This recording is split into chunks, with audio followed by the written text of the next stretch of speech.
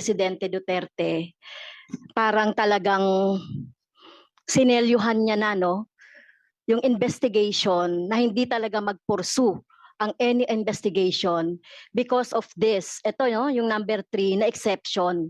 Okay? So wala talaga, hindi talaga magpo-proceed. Kaya talagang mapipilitan ang pamilya na pumunta talaga sa ICC. An exception to Executive Order number 2, which was signed by the former president, which actually dictates your former office to have crafted the basis of all these exceptions. Your Honor, we submitted what we believe were covered by existing laws and jurisprudential doctrines. But So, Mr. the Chair, finalization yeah, of but that Mr. Chair, if I executive may. order, unless I am able to review the entire executive Yeah. order, So, Mr. I will Chair, not be may in a we position to answer request that. the Solgen to review, because Executive Order Mhm. number 2 categorically states, if I may, Section 4 exception, the Department of Justice is hereby directed to prepare an inventory of such exceptions. Nakasaad sa Executive Order na ang magre-recommend na mga exception na ito ay ang Secretary of Justice, who during that time was Secretary Guevara. Ginagamit yung Executive Order number 2 to cite a reason which is non-existent in the first place. Kasi at the time, So, Mr. kaya Chair, Your po Honor, ginawa other yung offices EO can number actually... 2 No, ay just a dahil wala question, pa Mr. pong- Chair. All right, we'd like to call Congressman Castro for her interpellation. Ay, long last. At long last, Mr. Chair. Ay, follow up ko lang, Mr. Chair, no? Hindi lang po yung kay Chairman Palpalatok yung mga ni-request niya from the PNP, no, station. Pati po yung kay Attorney Crissy. Attorney Crissy, di ba, sinabi mo rin na nag-request kayo sa mga police station noong mga report or incident report kung ano man yung nangyayari.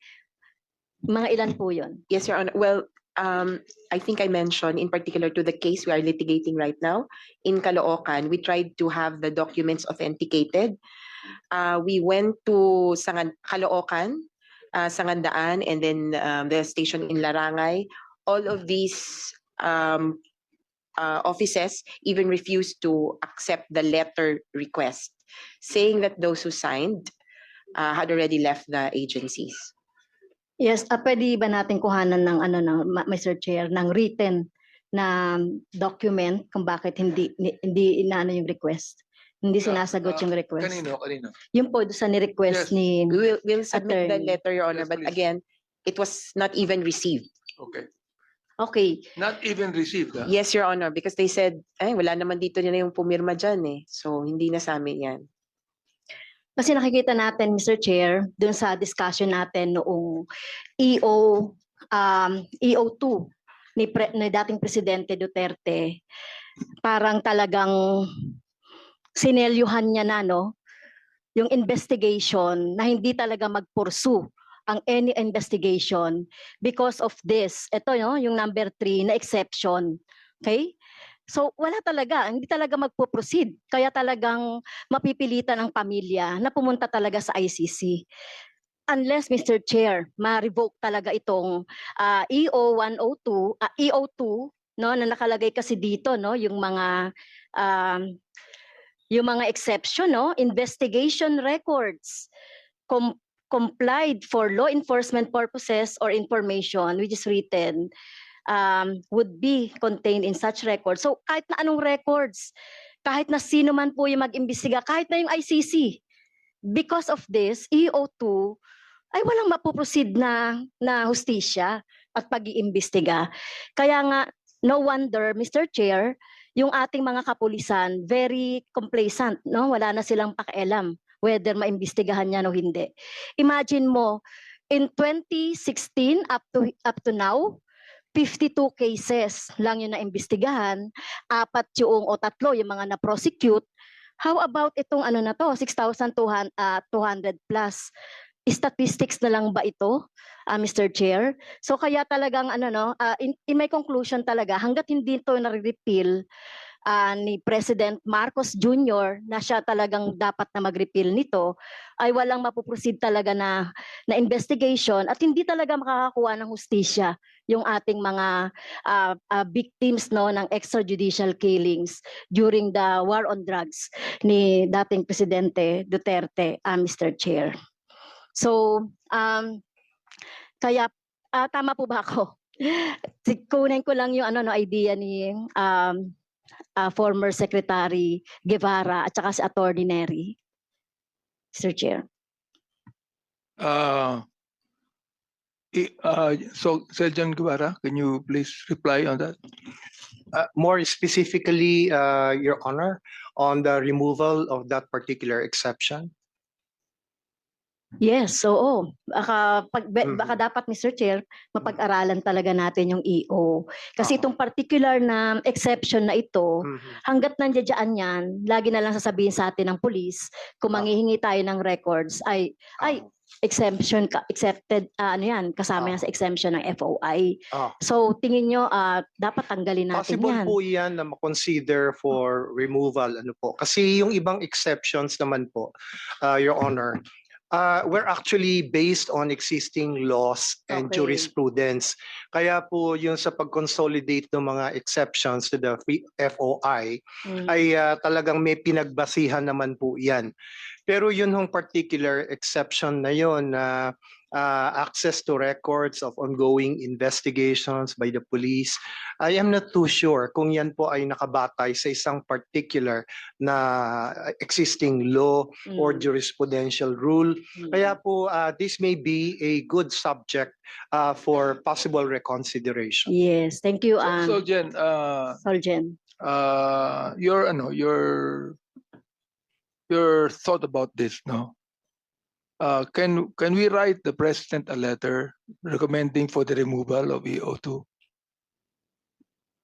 Sa amin po ba manggagaling For sa example, OSC? sa amin, yung Sa letter inyo po. namin, yes. Oh, definitely you can do that, sir.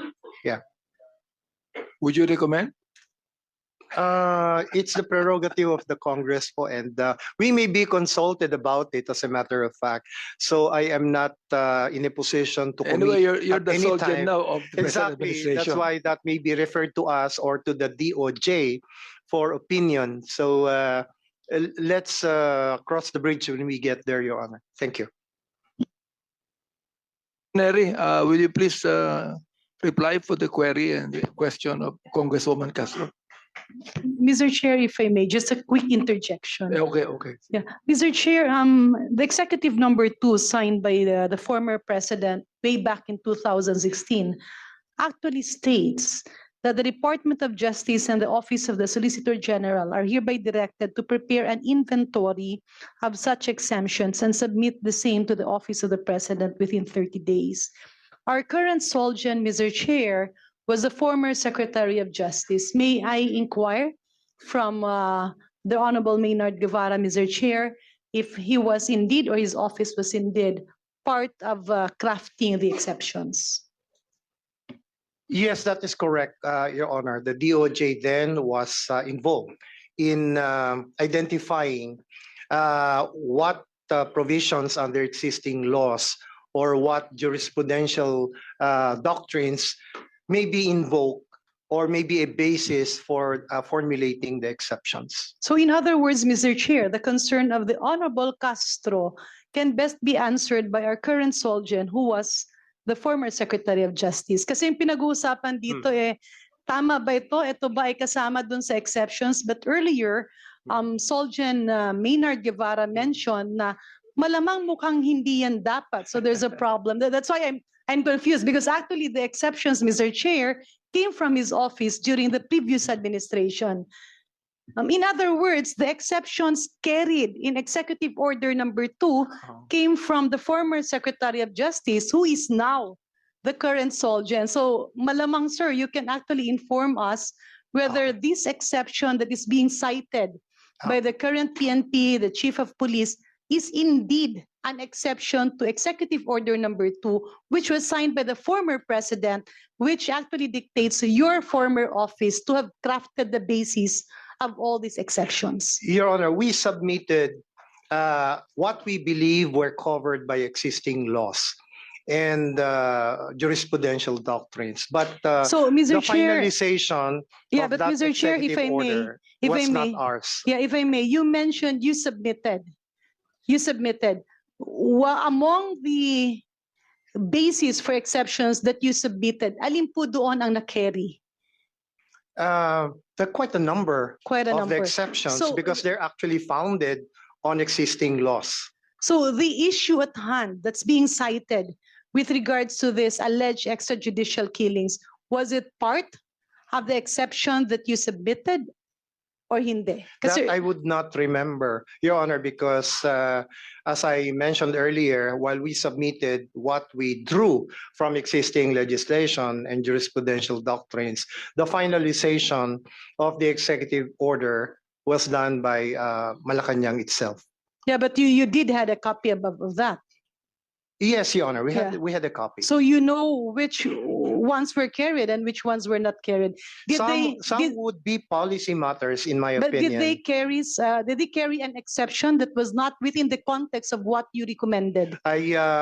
Unless I am able to review the entire executive Yeah. order. So, Mr. I will Chair, not be may in a we position to answer request that. the Solgen to Mm. review because executive order Mhm. number 2 categorically states, if I may, section 4 exception, the Department of Justice is hereby directed to prepare an inventory of such exceptions and submit to the office of the President. In other words, lahat ng mga exception na ito ay nanggaling po sa iyo, sir, nung ikaw ay Secretary of Justice. Not So, necessarily, Your Honor. so who recommended the other That exceptions? I am not sure because the finalization was not done by the DOJ. We submitted what we were in our position to research and submit to So, Malacanang. Mr. Chair, if I may, the finalization was made by the office of the President. That is correct because it's an executive order. And that's why, Mr. Chair, if I may, in the next hearing, may I move that the former executive secretary be invited. We will, COMSEC, will please take note of that. Yes.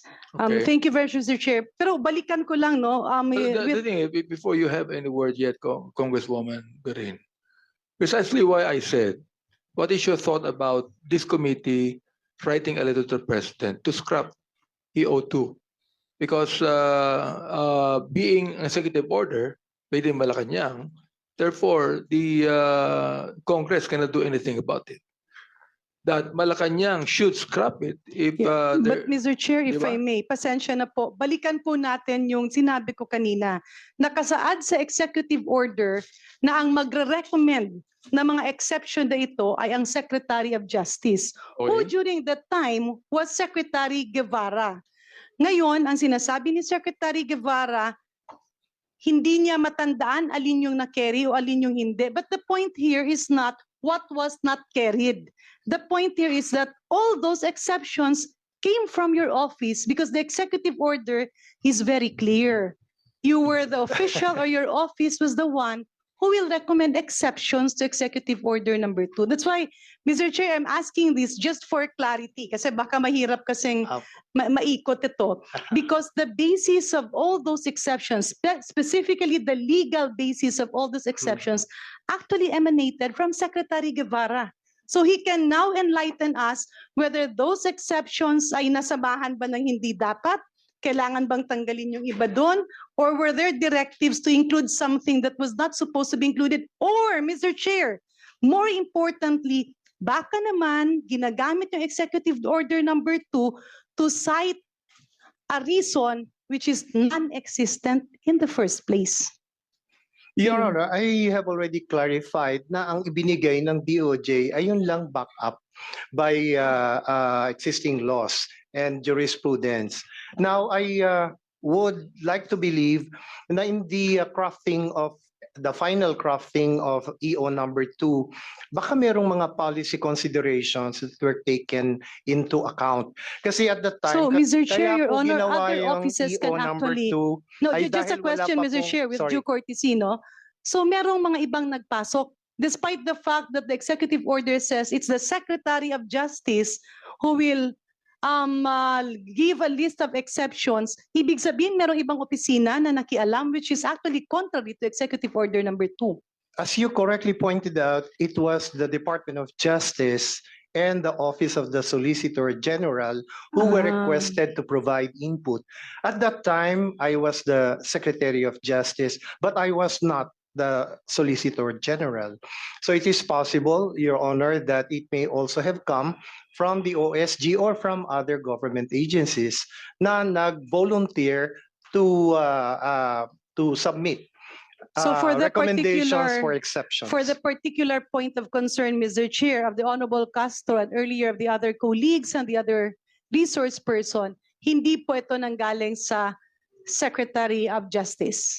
I am not, I cannot recall exactly, Your Honor, pardon me, but we'll have to refer back to our record to find out exactly what were submitted by the Department of Justice Yes. and the corresponding legal basis for such recommendation. I apologize that I cannot give a very categorical answer to what is a legal basis for that particular exclusion. It seems to me that it's more of a policy consideration rather than an actual legal prohibition or Okay, exception. so in other words, Mr. Chair, kaya po ko yan naitanong because Executive Order number 2 has been pictured as an obstacle to all these investigations. Now, we want to be clear, una, tama ba yung pag-cite ng Executive Order number 2? Or baka pangalawa, ginagamit kunyari yung Executive Order number 2 pero hindi naman pala siya dapat gamitin sa ganyang mga bagay. Basically, that's my only concern, of course, with due respect to Secretary Guevara. So, Mr. Chair, allow me to expand my motion that for the next hearing, we also invite the former Solgen para maliwanagan, because if the DOJ Secretary and the former Solgen says and the former ESS that is not the context of Executive Order number 2, then we don't have a problem. Then the current president does not have to reverse anything. Kasi baka mamaya hinihingi natin yung hinihingi yung mga bagay na hindi naman pala nasa kamay ng ating presidente ngayon, kundi nasa kamay ng pag-interpret na isang executive order. Thank you, Mr. Chair. Yeah, I as we want second. to invite I- the former Soldier, I think he is incapacitated right now. Am I right? I have no personal knowledge about that, Your Honor. I'm Okay. sorry. Yeah. Your motion is clarification, Mr. Chair. Yung motion ni Representative Garin is to invite Is the to invite the former Soldier and the former EA. Secretary of Justice. Ah. The former ES, former ES, ES. former ES, which is Midaldea. No? Okay. Palagay ko, we will try with the Solgen, former Solgen, because I think he's kind of incapacitated now. But we'll try that. Perhaps he could be able to send his deputy to come and explain that. Or Mr. Chair, Tony- baka by Zoom. I'm not really privy about Solgen Galing, baka by Zoom. Basically, the context here, Mr. Chair, kanina pa kasi natin naririnig na hindi nagmo-move forward yung investigasyon dahil sa Executive Order number 2. We went further in saying that it was in the hands now of the current president to amend that. Pero balikan po natin, baka naman yung pag-cite ng Executive Order number 2 is not actually in order. And we will get that information from the hands who crafted and contributed to the execution and formulation of Executive Order number 2. Your Honor, if I may say something about that. Yes. There were times that the Department of Justice requested also certain information from the Philippine National Police. And in those situations, we were confronted with likewise a reluctance to provide information, but it was never Executive Order number 2 that was invoked by the PNP. It was the Data Privacy Law that was invoked by the PNP in somehow refusing, if not outright outrightly declining to provide information. Of course, we disagree with that because it's another government agency conducting an investigation which is asking for that information. But just to clarify your point, Your Honor, that it has never been the reason of the PNP to invoke EO number 2 in refusing to provide information. It was never mentioned to us. It was all about the data privacy law. That was the main reason for their reluctance in providing information. Yes, Tony Conti. Mr. Chair, if I may just raise for the information of the body that the concept of confidentiality of drug war records has been subject of a Supreme Court case, Your Honor, the Almora case, GR number 234359. This was a question 2018, and I believe it would involve one of our resource persons today. Then Director General Albayalde refused to release records about the drug war on the basis of, and this is actually number 2 of EO2, MC Memorandum Circular number 15. Although, I mean, yes, to be precise about it, the EO itself, which is the regime of freedom of information, and the exceptions were not specifically stated, but the concept or principle of national security was raised in the case. Initially, the police refused to release the documents because they said that these documents involve state secrets affecting national security. Fortunately, the Supreme Court ruled otherwise.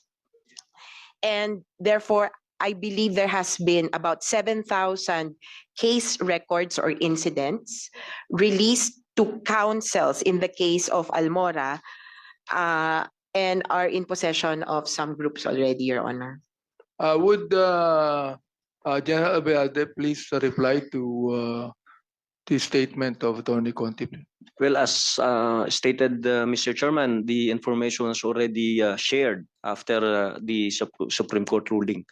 So kung meron pong specifically order coming from the courts, then definitely yung PNP po magbibigay ng ano yan, ng documents. So, Attorney Neri, there's no more need for the EO2, di ba? I think so, Mr. Chair. In fact, Therefore, it should be scrapped. Yes, Mr. Because Chair. that will only be used. Yes, diba? in fact, it was used with the CHR. It may not have been used with the DOJ, but it was used with the CHR. If we may request with this committee for the President to scrap the EO2, perhaps the recommendation of Sojan Guevara would strengthen our no. Yes. Actually, Mr. Chair, if I may, the Constitution is very clear. Freedom of information and access to all citizens, unless upon limitation by law. There's no law that limits it. So if there's an executive order, so dapat ang Anyway, we have a law already to make that a basis, di ba? Rather than the EO2. What law, Mr. Chair? Wala, EO lang to, Mr. Wala. Chair. Okay. Your Honor, that is why early on during the Duterte administration, that matter of freedom of information by way of an executive order was immediately conceived because we were hoping that Congress would immediately enact the a sort of the freedom of information law. But For that information, Secretary Guevara, that almost became a law. yes, I know. During my time, Opo. but I was the one that sponsored it. On the floor. Right. Yes. Kaya po inunahan na po namin at least with respect to the executive department kasi ganun naman po yung binibigay na importansya ng administration sa freedom of information. Kaya number 2 kagad yung EO na yon eh. Kaya nga lamang po ang coverage niya ay sa executive department lamang kaya by executive order dahil hinihintay po namin yung batas ng Kongreso. Well, Mr. Chair, yung iba kasi matanong ko natanong na, yun ang pinakamahalagang point ko po. In aid of legislation, ma-scrap talaga itong EO na ito kasi nakikita ko rin hindi lang sa war on drugs and other crimes. Kasi kung mananatili itong EO na ito na hindi makaka-access, kung hindi gumagana yung mga pulis, hindi gumagana yung ating korte, so walang pupuntahan yung ating mga kababayan na nagsisik ng justice kung nandito itong provision na ito o kung mali man yung interpretation ng mga pulis or kung sino man. Kaya talagang dapat na maalis to, Mr. Chair. So, yun lang po, Mr. Chair, yun lang yung aking mahalagang Okay. question. Salamat po. Yes, General. Thank you, Mr. Chair, sir. Again, good afternoon. For on the part of the PNP, sir, I just would like to inform this august body that sometimes August 2017, the DIDM have issued a memorandum regarding these matters when it comes to providing documents as well as informations, and specific in the title is providing such to the Commission on Human Rights. And following month, our office, the PNP Human Rights Affairs Office, issued another advisory. And I think through our office again, we will issue another advisory regarding this matter. Meron na po yan, sir, existing. And I would like also to take this advantage to inform this august body that our office, the PNP HRAU, is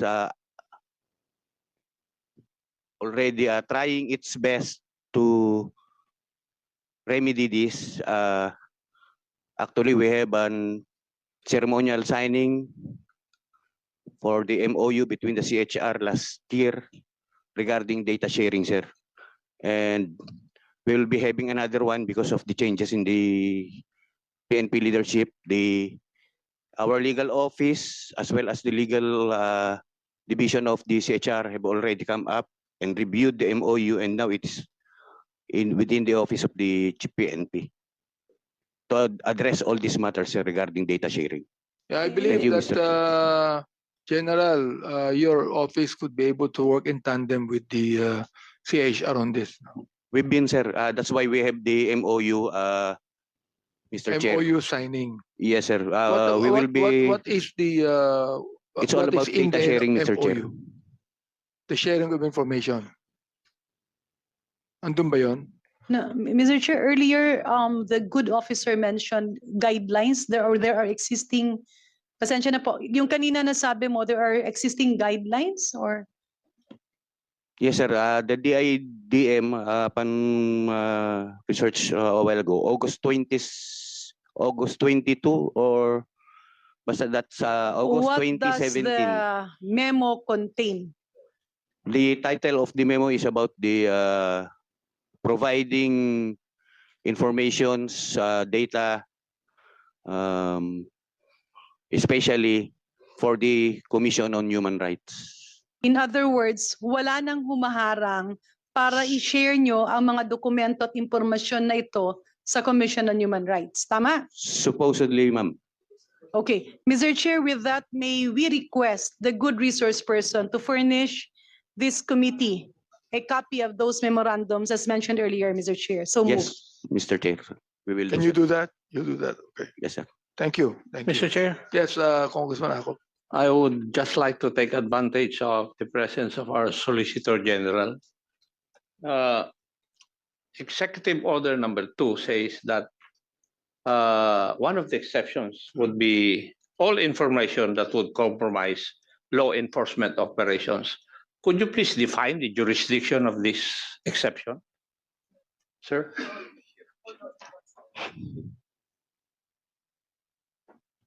It seems to me that it's a catch-all phrase, Your Honor. As I said, I believe that EO number 2 contained certain exceptions, not only those that are based on actually existing laws and jurisprudence, but might have also included some policy considerations.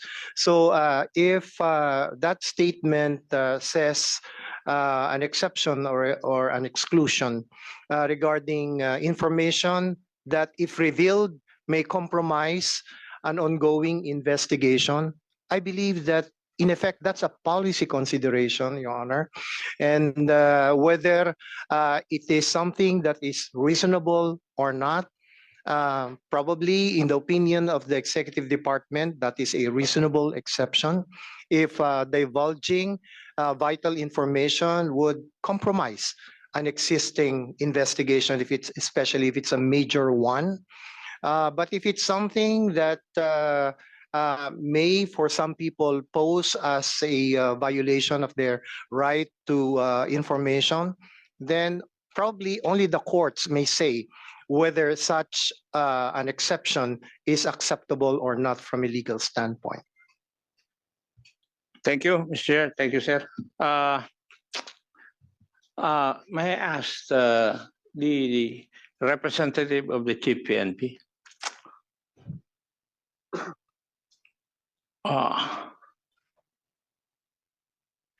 May I know, under Executive Order number 2, who would be the person responsible to determine the applicability of the exceptions?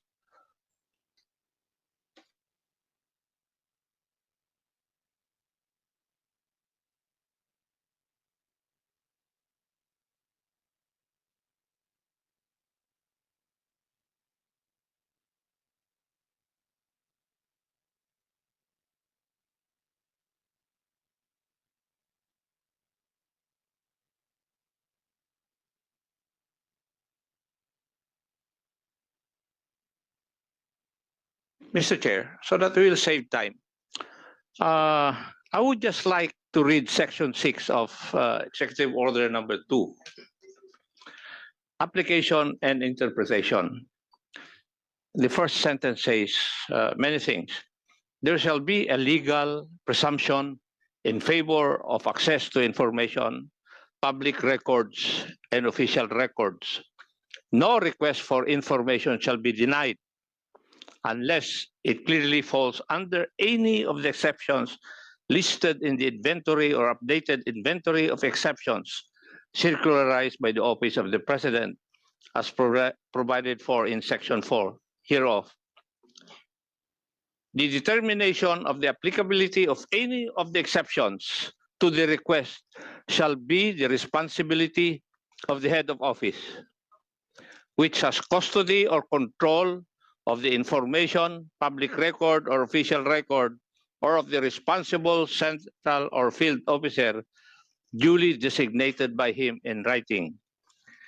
In making such determination, the head of office or his designated officer shall exercise reasonable diligence to ensure that no exception shall be used or availed of to deny any request for information or access to public records or official records if the denial is intended primarily and purposely to cover up a crime, wrongdoing, graft, or corruption.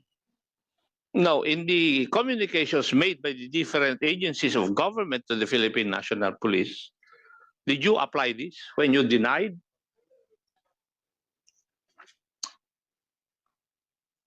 The request for information? I'm sorry, Mr. Chair, sir, because I will think I'm not in the proper person to answer that, because never that in my more than 30 years in the service denied any request from the CHR. Mr. Chair, the answer of the good general is that we do not have the right persons who will be able to answer these questions. Thank you, Mr. Chair.